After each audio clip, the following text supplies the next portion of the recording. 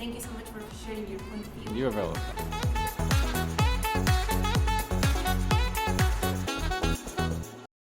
Okay, so Toshi, continuing with this topic, what do you think then is the role of architecture in people's everyday life?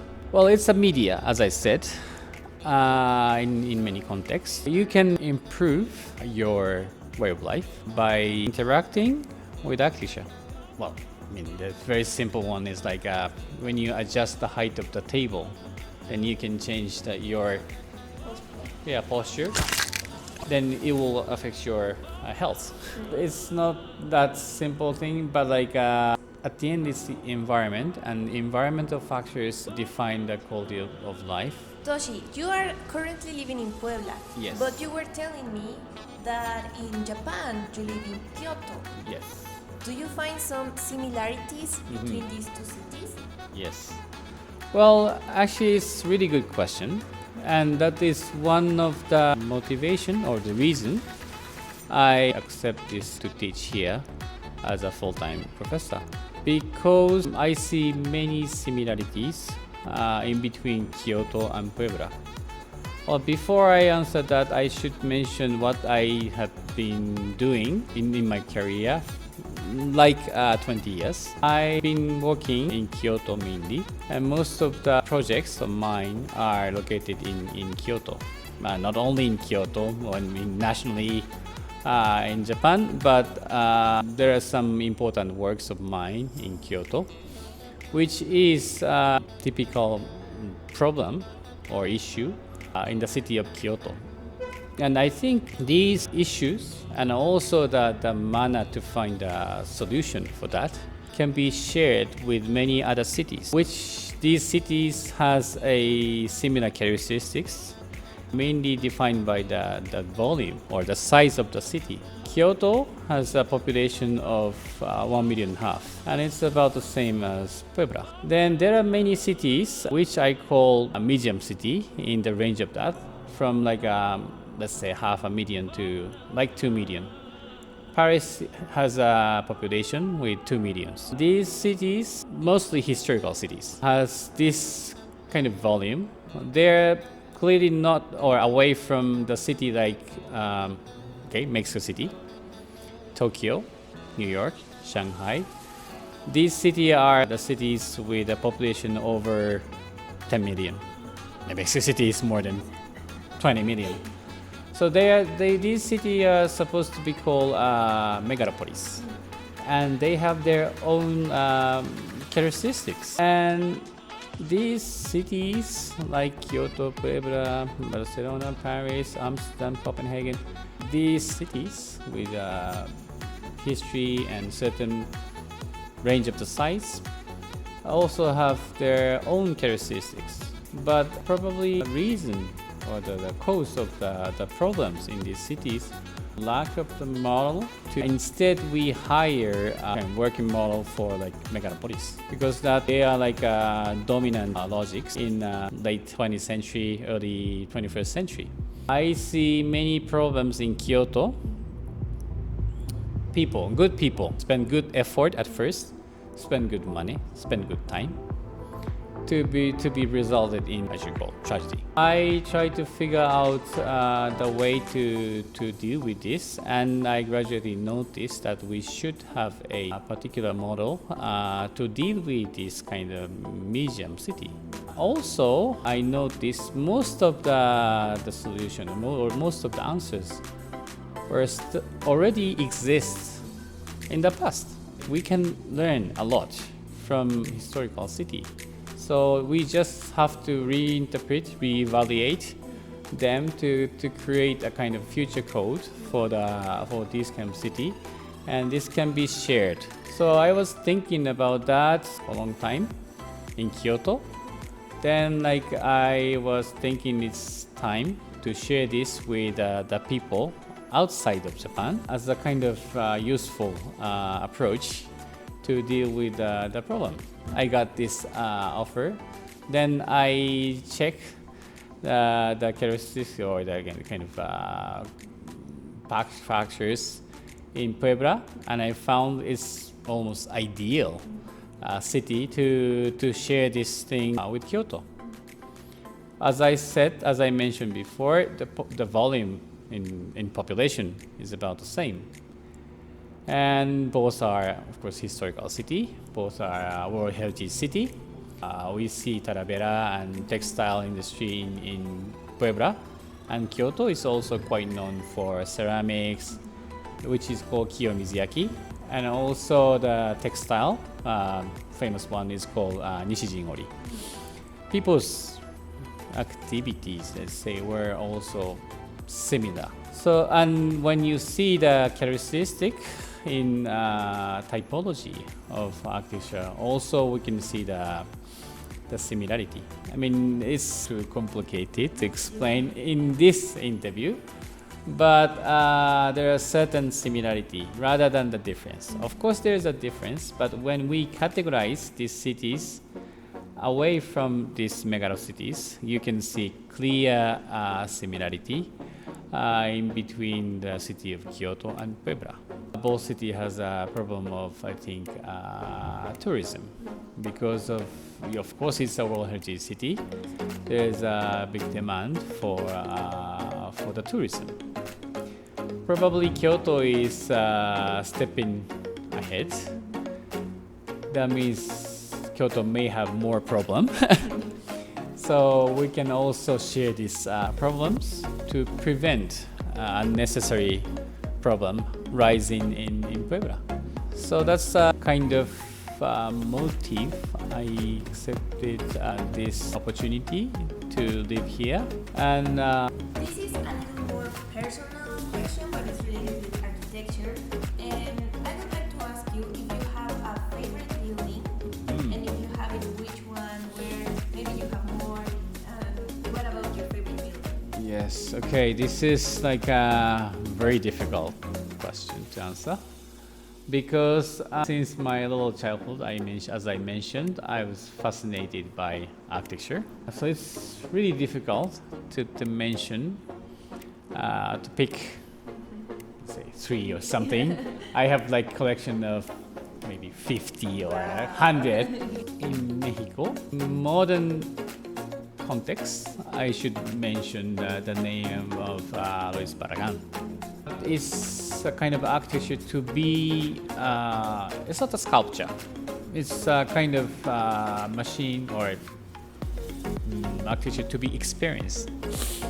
If you don't get inside, if you don't experience the space itself, it doesn't make any sense. In case of the architectures of Luis Barragan. And this experience is like dynamic thing. It's not possible to be captured by photo, because this experience is the one of human being, living people, so they move in the space and they appreciate the space. And also not only the single space, but in his architecture, the most important part is the consequence of the sequence of the experience.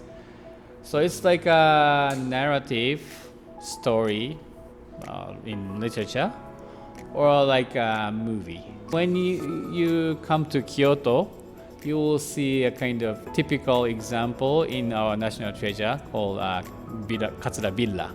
It's a typical one to experience same kind of thing. Compared to European monumental architecture, when you see these monumental iconic architecture, you just get stunned.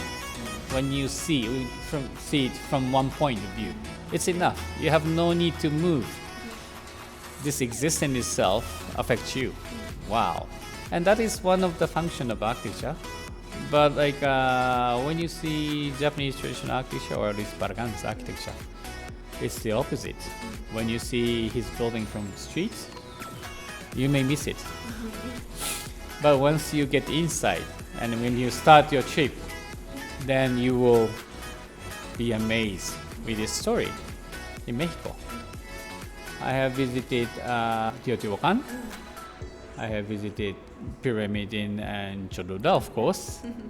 And I have visited this archaeological site in Palenque, in Chiapas. Yeah, that's temples, that, like, let's say, environment. It's not just simple single building, but it's an environment composed by huge numbers of the architectures, buildings. That's convinced me the rich foundation of architecture culture in this country. Urban environment of Puebla is also very impressive for me. When I first reached to the arcade or portico of downtown Puebla, facing Zocalo, I was like, by reading the city itself, now I'm reading this city. This atmosphere is like very rich. It's giving me like an inspiration. It's used by the people, and it's clear it's used by people and it's affecting people to have a life in the city. So it's a kind of ideal situation for me when I see the role of architecture. I myself is not a kind of architect to make icons. I admit the necessity to have this kind of architecture and to have this kind of architect to design it. But on the other hand, I don't think all the buildings should be designed in this kind of attitude. One of my friends published one book titled Ideal Standard. My friend architect, he's. And that is very similar to the idea of mine. So I think I myself should contribute to the people by making kind of good standard to contribute to the improvement of the life or quality of life of the people. So, Toshi, you told us during this interview that you came to Puebla to teach. Can you share with us your experience about teaching? Basically, the trigger was this offer to teach here in Puebla. Because of the city of Puebla, I decided to accept it. So it's a kind of motivation of me as an architect, but also have to teach as well. And I know I myself get many benefits from our teachers or elder generation. So I think I'm obliged. I have obligation to contribute, or at least to pass over from elder generation to younger generation. Because architecture is, as an architect, work in a historical city like Kyoto, I see architecture as a kind of existence beyond the wisdom of a single person. Most of the historical buildings are made with the wisdom from generations, not by one person. I see the importance to, let's say, inherit and pass over to the next generation. Then I have an enthusiasm to teach. Well, to be honest, I didn't expect this much to enjoy. Well, and also there are many surprise here to experience the teaching in this city, in this country. But basically, I found more and more similarity in between Mexico and Japan rather than the difference. For instance, Mexican students are quite similar, I can say, to Japanese students. They are very diligent. They're very smart. They're very good. So I'm really I had kind of happy surprise. I'm not underestimating them before, but well, I mean, as everyone has some kind of stereotype image of other countries' people, probably you may have a stereotype image for Japanese, wearing this ponytail and wear a sword and like samurai. I had this image of general Latin American people. Insisting, a bit lazy, enjoying life, blah blah blah. But in fact, I found more Mexican people more modest, diligent, and yes, good at work. So that was a kind of good surprise to me, and I really enjoy this moment for teaching in this city, in this country. very nice. I hope you enjoy your time here, and thank you so much for this time. You're welcome. I mean, I'm very happy to join this precious opportunity of cultural exchange. Yes, it's a cultural exchange. Yes. And it's very nice. Thank you so much, Toshi. Thank you very much.